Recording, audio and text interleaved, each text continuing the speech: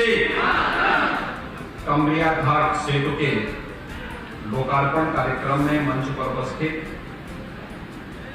प्रदेश सरकार में मेरे वरिष्ठ सहयोगी लोक निर्माण विभाग के मंत्री श्री जितेंद्र प्रसाद जी, माननीय सांसद संत कबीरनगर श्री प्रवीण निषाद जी, जिला पंचायत गोरखपुर के अध्यक्ष श्रीमती साधना सिंह जी,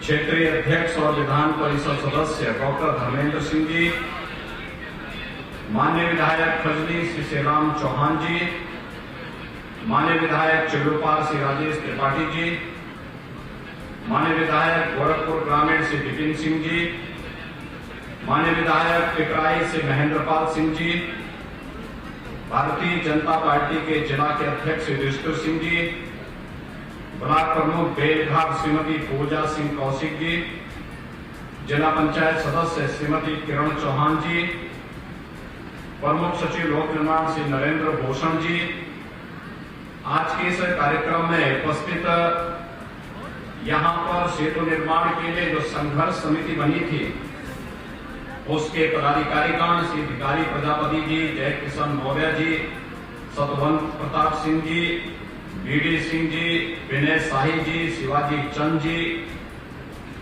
श्रीमती इंद्रावती देवी जी, राजाराम यादव जी, आज के इस कार्यक्रम में उपस्थित पूर्व विधायक श्री संत प्रसाद जी, पूर्व विधायक श्री राकेश सिंह बघेल जी, विधायक धनघटा श्री गणेश चौहान जी, पूर्व विधायक श्रीमती अनिता कमल जी और आज के इस कार्यक्रम में उपस्थित गोरखपुर के दक्षिणांचल बेलघाट, सिकरीगंज और उसके आसपास क्षेत्र से जुड़े हुए खजनी विधानसभा क्षेत्र से जुड़े हुए सभी उपस्थित भाइयों बहनों, कमरिया घाट सेतु के लोकार्पण कार्यक्रम के अवसर पर मैं आप सबका हृदय से अभिनंदन करते हुए आप सबको बधाई देता हूं। जन्माष्टमी के एक दिन पहले, जन्माष्टमी के दिन भगवान कृष्ण का जन्म हुआ था ना, और भगवान कृष्ण का जन्म क्यों हुआ था? सत्य के लिए, न्याय के लिए और धर्म के लिए। और आज इस क्षेत्र के विकास की जो सत्य की लड़ाई थी, विकास और धर्म की लड़ाई थी, उसमें विजय प्राप्त होने पर मैं आप सबको हृदय से बधाई देने के लिए विशेष रूप से आया। मुझे याद है जब कमरिया घाट सेतु निर्माण के लिए यहां आंदोलन हुआ था, उस समय हमारी संसद चल रही थी और उस समय एक बहुत बड़ी दुर्घटना होते होते सरयू मैया के कारण बच पाई थी। यहां पर तमाम आंदोलनकारियों को समाजवादी पार्टी की सरकार ने क्रूरता के साथ उन पर बड़ा अत्याचार ढाया था और आंदोलन को दबाने के लिए तमाम प्रयास किए थे। तब मैं सांसद था और मैंने गोरखपुर के सांसद के रूप में देश की संसद में भी इस मुद्दे को उठाया था और तब मैंने इस बात को कहा था कि ये वहां की जायज मांग है, क्योंकि गोरखपुर के जब विकास की आप बात करते हैं तो गोरखपुर महानगर और उसके आसपास तो थोड़ा बहुत विकास हुआ भी, लेकिन दक्षिणांचल का क्षेत्र एकदम विकास से कोसों दूर था। लेकिन आज मुझे बताते हुए प्रसन्नता है कि आपने कमरिया घाट के एक सेतु की मांग की थी, वह तो बन के तैयार हो गया है। 4 लेन का दूसरा सेतु बगल में भी बनने को तैयार है। गोरखपुर लिंक एक्सप्रेसवे के बनने के साथ ही बेलघाट, सिकरीगंज, खजनी, गोला, उरुआ और इस आसपास के बांसगांव, आसपास के पूरे क्षेत्र में इनका लखनऊ जाने के लिए, प्रयागराज जाने के लिए, अंबेडकर नगर जाने के लिए या फिर आजमगढ़ जाने के लिए जो दूरी है वो बहुत सीमित हो जाएगी। अभी जो लखनऊ जाने में आपको 4.5 घंटे लगते होंगे, जैसे विकास की प्रक्रिया के साथ क्षेत्र तेजी के साथ जुड़ेगा। और भाइयों बहनों, यही अंतर है। वे लोग बांटते थे इसलिए पुल का भी विरोध करते थे, हम लोग जोड़ते हैं तो हम लोगों ने सेतु बंध का निर्माण भी यहां पर आपके लिए करवा करके दे दिया है। और इसलिए जन्माष्टमी के एक दिन पहले पूरा लोक निर्माण विभाग यहां पर आया है, पूरा प्रशासन गोरखपुर का आया हुआ है, सभी जनप्रतिनिधि गोरखपुर के यहां पर आए हुए हैं, आपको बधाई भी दे रहे हैं और साथ साथ आपकी समस्या का समाधान होने पर आपकी खुशी के साथ खुशी भी यहां पर व्यक्त करते हुए आपकी खुशी के साथ साझेदारी भी बन रहे हैं। इससे बड़ी खुशी के साथ साझेदारी होना ये सबसे बड़ी उत्सव उमंग का अवसर होता है और इस अवसर पर मैं आपको हृदय से बधाई देता हूं। भाइयों बहनों, आपने देखा होगा ये क्षेत्र हमारा जो गोरखपुर के दक्षिणांचल का क्षेत्र है, बड़ा मेहनती क्षेत्र है, पुरुषार्थी क्षेत्र है, विकास से कोसों दूर रहा, लेकिन मेहनती और सांस्कृतिक दृष्टि अत्यंत समृद्ध रहा है। राम जानकी मार्ग इसी रूट पर पड़ता है, पिछली सरकारों ने भुला दिया था। हम लोग आज अयोध्या के साथ भी इसका संबंध सीधे राम जानकी मार्ग के साथ जोड़ रहे हैं और सीतामढ़ी के साथ इस मार्ग को पहुंचाने का कार्य कर रहे हैं। इसीलिए जनकपुर धाम से अयोध्या को जोड़ने का भी एक महत्वपूर्ण माध्यम आपका एक क्षेत्र बनने जा रहा है। गोरखपुर का पहला बायोफ्यूल का प्लांट, ये जो पराली खेतों में होती है जिसको हमारा अन्नदाता किसान कभी जला देता था, आने वाले समय में इसको जलाने की आवश्यकता नहीं पड़ेगी। यानी आम के आम और गुठली के भी दाम मिलने वाले हैं आपको।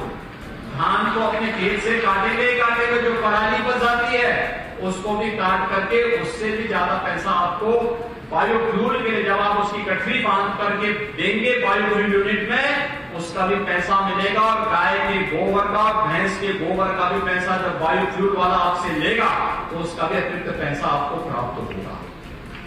यानी हर प्रकार से जो प्रधानमंत्री जी की मंशा है, दो बातें, अगर हमें आत्मनिर्भरता के लक्ष्य को प्राप्त करना है, एक हमें परंपरागत खेती की तरफ जाना पड़ेगा, प्राकृतिक खेती की तरफ, क्योंकि लागत को कम करना, उत्पादन को बढ़ाना। मेरा मानना है कि हमारे खेतों में आज भी जितना हम अन्न उत्पादन करते हैं, इससे 4 गुना अधिक अन्न उत्पादन करने की क्षमता हमारे खेतों में है। हमने उसको विधिवत उसका बेहतर उपयोग नहीं किया है, तकनीक को नहीं अपनाया है और हमने उसके अनुरूप तैयारी नहीं की है। और यह तकनीक आपको अपनानी पड़ेगी और प्राकृतिक खेती के साथ उसको जोड़ना पड़ेगा। प्राकृतिक खेती के साथ जोड़ना और प्राकृतिक खेती के साथ जोड़ने के साथ तकनीक के साथ अगर आप उसे जोड़ेंगे तो यही खेत जो आज आपके 1 एकड़ खेत में जहां आप 10 कुंटल या 15 कुंटल धान पैदा करते हैं, इसी में आप 40 से 45 कुंटल धान पैदा करने की क्षमता अर्जित कर पाएंगे। फर्टिलाइजर का खर्चा 0, पेस्टिसाइड का 0, केमिकल का 0। यानी कम खर्चे में ज्यादा उत्पादन, कम लागत में अच्छा उत्पादन, यही किसान की आत्मनिर्भरता का कारण बनेगा और उसके एक हब के रूप में विकसित करना। दूसरा, कमरिया घाट के पुल में एक और विशेषता दी जा रही है। आने वाले समय में जब मल्टी मॉडल हब के रूप में हम लोग इस क्षेत्र को विकसित करेंगे, यहाँ का अन्नदाता किसान सब्जी उत्पादन करेगा, यहीं से कमरिया घाट के ही सेतु के माध्यम से उसको बुक करके दुनिया के देशों में पहुंचाने का काम किया जाएगा। अभी तक तो यहाँ के लोग बैंकॉक, थाईलैंड और दक्षिण पूर्व एशिया के देशों में जाकर के काम धंधा करते थे, तब पैसा भेजते थे। अब आपको वहां जाने की आवश्यकता नहीं पड़ेगी, यहीं से आप अपना राशन भेज दीजिए, बुक होकर के चला जाएगा, आपका पैसा आपके खाते में आ जाएगा। सब्जी उत्पादन करेंगे, यहीं से बुक होकर के चला जाएगा। दूध उत्पादन करेंगे, यहीं से बुक होकर के देश और दुनिया में चला जाएगा। और इसलिए पुल के बीच में आपने देखा होगा उसको उठा करके लिया गया, जिससे बड़े बड़े शिप वहां से गुजर सके और यहां से आपका सामान लेकर के दुनिया के बाजार में जाकर के यहाँ की मार्केट को समृद्ध करके यहाँ के लोगों के जीवन में खुशहाली ला सके। इस कार्यक्रम को आगे बढ़ाने के लिए भी एक अभिनव प्रयास हो रहे हैं। पूर्वांचल एक्सप्रेसवे का लिंक एक्सप्रेसवे हम यहां पर देने जा रहे हैं और लिंक एक्सप्रेसवे के माध्यम से गोरखपुर का अगला औद्योगिक से लेकर के और बेलघाट से लेकर के हम लोग इसे आगे तक भुलिया पार तक लेकर के जाने वाले हैं कि पूरा विकास एक तरफ से ले जाकर के हम इस पूरे क्षेत्र में यहां के नौजवानों को नौकरी और रोजगार के लिए देश और दुनिया में न जाना पड़े, बल्कि दुनिया अपने रोजगार और नौकरी के लिए यहाँ के नौजवानों के साथ मिलकर के यहाँ पर आकर के कार्य ढूंढे। इसके लिए इसको एक विकसित क्षेत्र के रूप में तैयार करने के लिए आज हम लोगों ने एक बेहद कार्य योजना तैयार की है। ये लिंक एक्सप्रेस वे भी इसीलिए यहाँ पर किया जा रहा है। युद्ध स्तर पर कार्य चल रहा है और उस कार्यक्रम को तेजी के साथ आगे बढ़ाने के लिए मैं धन्यवाद दूंगा इस क्षेत्र के किसानों का कि उन्होंने एक्सप्रेस वे के लिए बड़ी आसानी के साथ गोरखपुर में तो कोई विवाद होने ही नहीं दिया, अंबेडकर नगर में भी कोई विवाद नहीं होने दिया। बहुत आसानी के साथ उन्होंने खेत दिए, जमीन दी और कार्यक्रम को प्रोत्साहित करने का काम किया। आज भाइयों बहनों, जब विकास हो रहा है तो विकास की आभा देखने को मिल रही है। आज आपने देखा होगा विकास की सबसे बड़ी कसौटी क्या होती है? जब संकट आता है, हर व्यक्ति के सामने जान के लाले पड़ते हैं, हर व्यक्ति अपनी अपनी जान बचाने के लिए भागता हुआ दिखाई देता है। इस सदी की सबसे बड़ी महामारी के दौरान आपने देखा होगा कि कौन आपका सच्चा हितैषी हो सकता है। इसकी कसौटी की बात जब सामने आई थी तो प्रधानमंत्री मोदी जी के नेतृत्व में केंद्र की सरकार ने और राज्य की सरकार ने भी कहीं भी पीछे हटने का नाम नहीं लिया, बल्कि जनता जनार्दन के साथ खड़े होकर के उनके सुख दुख में सहभागी बनकर के उन्हें हर प्रकार की सुविधाओं से युक्त करने का कार्य किया। आपने देखा होगा कोरोना कालखंड के दौरान लगातार, चाहे वह फ्री में टेस्ट की बात हो, फ्री में उपचार की बात हो, गरीबों के लिए फ्री में राशन की बात हो या फिर फ्री में टीकाकरण की बात, कितने लोगों ने यहां टीका लगाया है? सब लोग टीका लगाएंगे? अच्छा, ये प्रिकॉशन डोज कितने लोगों ने लगाया? प्रिकॉशन डोज सभी लोग प्रिकॉशन डोज अपना ले लें, फ्री में लग रहा है, 30 सितंबर तक फ्री में लग रहा है, आप जरूर लगाइएगा। और इस पूरे कार्यक्रम को सफल करना है, क्योंकि ये लड़ाई कोरोना के खिलाफ देश की लड़ाई है। और भाइयों बहनों, जब हम मिलकर के देश की लड़ाई को लड़ते हैं तो उसमें उतनी ही गुना सफलता प्राप्त होती है। कोरोना कालखंड में आपने देखा होगा पूरी दुनिया पस्त हो गई, लेकिन भारत मजबूती के साथ डटा हुआ है, काम कर रहा है। आज भारत की अर्थव्यवस्था दुनिया के अंदर सबसे बड़ी और सबसे तेजी के साथ उभरती हुई अर्थव्यवस्था है। कारण है प्रधानमंत्री मोदी जी की कार्य योजना, समय पे सभी प्रकार की कार्य योजना लागू होती है।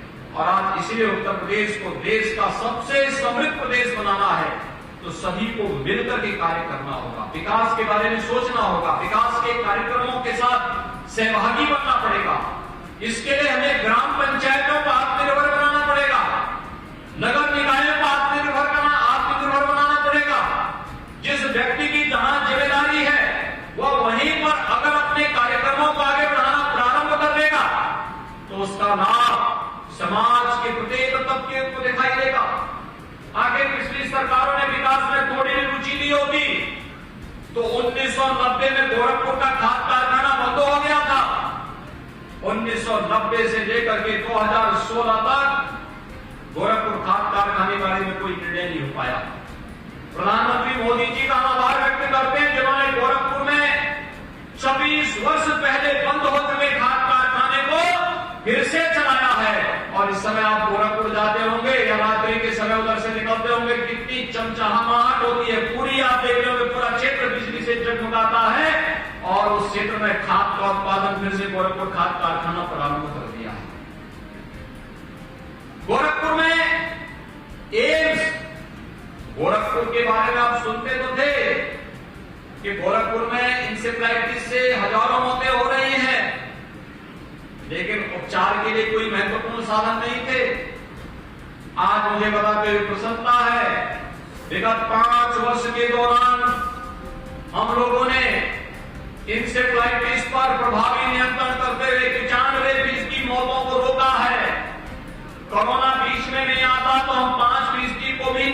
तक कर चुके होते।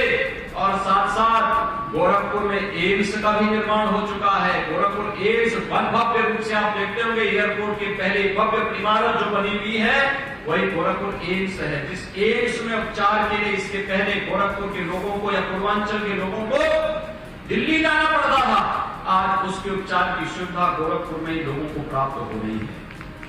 गोरखपुर में बिहारी मेडिकल कॉलेज में अच्छी व्यवस्था, गोरखपुर में चिड़ियाघर, गोरखपुर में रामगढ़ ताल। अगर शाम के समय कभी अवसर मिले, यहाँ के काफी लोग हैं जिन्होंने अपने घर बनाए हुए रामगढ़ ताल की ओर, रुस्तमपुर की ओर, आजाद चौक की तरफ जाकर के थोड़ा देखिए, कितनी जगमगाहट है, कितना अच्छा लगता है। ऐसे लगता है जैसे आप मुंबई उसके सामने फेल होती हुई दिखाई देती है। यह है नया गोरखपुर और उसी तर्ज पर हमें पूरे गोरखपुर का निर्माण करना है। हर गांव पंचायत को बनाना है, हर नगर निकाय को बनाना है, हर एक गांव को विकास किसी प्रक्रिया के साथ जोड़ना है। आज गांव गांव में ग्राम सचिवालय बन रहे हैं, अमृत सरोवर बन रहे हैं, गांव गांव में एलईडी स्ट्रीट लाइट लग रही है, गांव में एक एक रोजगार सेवक को दिया गया है। गांव के विकास की प्रक्रिया को और सरलीकरण करने की दिशा में प्रयास हो रहे हैं। ऑप्टिकल फाइबर से ग्राम पंचायत को जोड़ने का कार्य हो रहा है। ऑप्टिकल फाइबर के माध्यम से जाति प्रमाण पत्र, मूल निवास प्रमाण पत्र, आय प्रमाण पत्र, अन्य तमाम प्रकार के जो प्रमाण हैं सभी गांव में ही मिलेंगे। तहसीलों के चक्कर नहीं काटने पड़ेंगे, ब्लॉक के अंदर जाना नहीं पड़ेगा।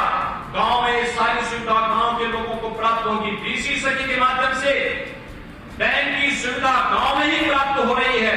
ये तमाम कार्यक्रम जब आज गांव में विकास की नई आधुनिक तस्वीर प्रस्तुत की जा रही है, अब हमारा प्रयास होना चाहिए कि हम अपने गांव को आत्मनिर्भर बनाएं, स्वावलंबन की ओर लेकर के चले।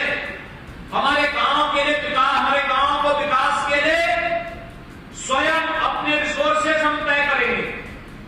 गौशाला के माध्यम से, अमृत सरोवर के माध्यम से गांव की सार्वजनिक भूमि का बेहतर उपयोग करते हुए उस पैसे को गांव के विकास के साथ जोड़ते हुए, गांव में सामूहिक भावना का विकास करते हुए, सहकारिता समितियों को पुनर्जीवित करते हुए इन कार्यक्रमों को अगर हम आगे बढ़ाने का कार्य करेंगे, हमारा स्वावलंबन की ओर अग्रसर गांव, आत्मनिर्भर गांव का एक आदर्श तस्वीर प्रस्तुत करेगा, स्मार्ट गांव बनेगा। और अगर गांव स्मार्ट बना तो जनपद को स्मार्ट बनने में भी कोई देर नहीं लगने वाली। अगर जनपद स्मार्ट हो गया तो भाइयों बहनों, प्रदेश को स्मार्ट होने में कोई देर नहीं लगेगा। और जिस दिन प्रदेश स्मार्ट हुआ उस दिन उत्तर प्रदेश के नौजवानों को फिर अपनी नौकरी और रोजगार के लिए कहीं बाहर जाने की आवश्यकता नहीं पड़ेगी। दुनिया यहां पर आएगी नौकरी ढूंढने के लिए और उसी दिशा में प्रयास किए जाने की आवश्यकता है। इंफ्रास्ट्रक्चर डेवलपमेंट की सरकार जो ध्यान दे रही है, इसी के लिए दे रही है कि विकास बेहतर तरीके से इसका लाभ आपको प्राप्त हो सके। आज के इस अवसर पर यहां पर जिन लोगों ने कमरिया घाट के पुल के लिए बहुत संघर्ष किया, मुझे याद है उस समय की घटना। और उस समय आपने देखा होगा, देखिए कितना समय पीरियड होता है। अच्छी सरकार होती है तो प्रशासन भी विकास के लिए आपके साथ खड़ी होती हुई दिखाई देती है। याद करिए आज से 7 साल 8 साल पहले की, 8-9 साल पहले की घटना, जब उस समय यहां पर कितना अत्याचार हो रहा था, बर्बर अत्याचार हो रहे थे, लाठीचार्ज हो रहा था, गोलियां चलाई जा रही थी, सत्याग्रहियों को प्रताड़ित किया जा रहा था। लेकिन आज वही प्रशासन आपके स्वागत के लिए पलव पावड़े बिछा करके खड़ा हुआ है, आपको सम्मान दे रहा है, आपके पुरुषार्थ को सम्मान देने के लिए यहां पर एकत्र हुआ है। ये परिवर्तन है। जब सकारात्मक सोच के साथ हम कार्य करते हैं तो उसके सकारात्मक परिणाम भी आते हैं। और उसी सकारात्मक परिणाम को देने के लिए आज हमारी सरकार आपके द्वारा आई है, आपसे बताने के लिए कि सरकार विकास के बारे में बेहतर सोच के साथ आगे कार्य कर रही है। हम सब मिलकर के प्रधानमंत्री मोदी जी के हाथों को मजबूत करें। प्रधानमंत्री मोदी जी के नेतृत्व में भारत दुनिया की सबसे बड़ी आर्थिक महाशक्ति बनेगा। भारत को दुनिया की बड़ी ताकत बनाने के लिए हम सबको प्रधानमंत्री जी के उन पंच प्राण प्रण को, जो उन्होंने आजादी के अमृत महोत्सव कार्यक्रम के अवसर पर देश की जनता को याद दिलाए थे, उन पंच प्रण को व्यवस्था बनाना पड़ेगा कि भारत विकसित हो, गुलामी ईमान से कहीं न रहे। उन सभी पंच प्राणों को अपने साथ जोड़ते हुए, संकल्पों के साथ जोड़ते हुए आगामी 25 वर्ष के दौरान अमृतकाल का उपयोग हम भारत को दुनिया के एक महाशक्ति के रूप में स्थापित करने में अपना योगदान दें। और उसके लिए हमें अपनी ग्राम पंचायत से शुरू करना पड़ेगा, अपनी नगर निकाय से हमें इसकी शुरुआत करनी पड़ेगी। इसके लिए आप सभी लोग प्राणपण से जुटेंगे इस विश्वास के साथ। यहाँ पर जिन लोगों ने उस समय आंदोलन किया था, श्री सतवंत प्रताप सिंह, श्री जय किशन मौर्य, श्री भिखारी प्रजापति, श्री पीटी सिंह, श्री विनय शाही, श्री शिवाजी चंद, ये सभी जितने भी उस समय यहाँ के प्रमुख कार्यकर्ता थे, काफी बड़ी संख्या थी, बहुत बड़ी संख्या है, उनका नाम मैं ले नहीं पाया हूं, लेकिन उन सबको और इस पूरे क्षेत्रवासियों को मैं हृदय से बधाई देता हूं, अपनी शुभकामनाएं देता हूं। भाइयों बहनों, इस अवसर पर मैं भारतीय जनता पार्टी के अपने एक प्रमुख कार्यकर्ता जिनका अभी निधन हुआ है, अपने कौशिक, श्री सूर्य प्रकाश सिंह कौशिक, मैं उनको इस अवसर पर विनम्र श्रद्धांजलि भी अर्पित करता हूं। एक अच्छे कार्यकर्ता थे, अकस्मात उनका निधन हुआ था और बहुत संघर्षशील थे। छात्र जीवन से ही उन्होंने संघर्ष के नए मानक स्थापित किए थे। मैं इस अवसर पर अपनी विनम्र श्रद्धांजलि अर्पित करते हुए आप सबको हृदय से बधाई देता हूं। आप सबको जन्माष्टमी की शुभकामनाएं। धन्यवाद। जय हिंद।